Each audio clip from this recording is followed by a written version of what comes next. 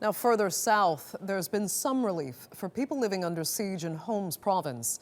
A humanitarian convoy has arrived in the city of Rastan.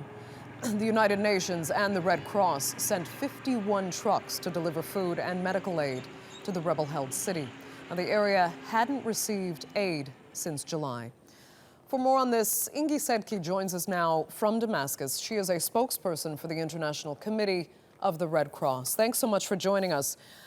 Even with this delivery, we're hearing that only a small portion of those in need are actually being reached. So what's happening to the rest? Well, yeah, yesterday we managed to access Rastan, which is in rural homes, delivering aid for a population of 110,000 people. This is the first time to access the area since almost 4 months. The last time it was in July, end of July. We managed to bring food, medical supplies, and some water material to the population. But definitely a one-time convoy is not going to solve the solution of the people living in besieged and hard-to-reach area.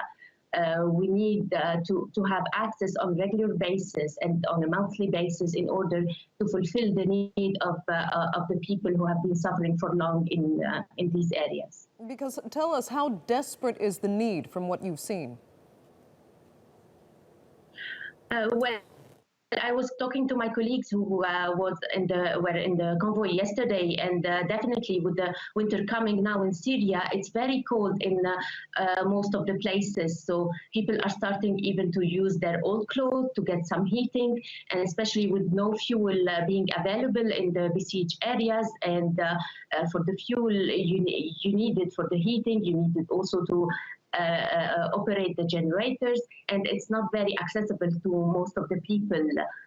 So with the winter coming, it's really very precarious, be it in Rastan or in other places. In September, for instance, I was in Madaya. We went to Madaya and Fua and Kafraya and Zabadani, and I was talking to some mothers who started even to make winter clothes for their children out of old blankets. So it's very, very tragic for some people, for the people who are living in these areas. So tell us who and or what is stopping the aid you're delivering from reaching all of those that you need to help? Well, in general, in Syria, in order to have access to these places and to make the cross line, it's a very lengthy process. It's very challenging because it requires that we have a constant dialogue with all the parties who are fighting on the ground in order to obtain the necessary security guarantees, which basically mean in order to guarantee that we will be able to reach safely the population and not to be shot on the way. So it's a very lengthy process and it requires a lot of time.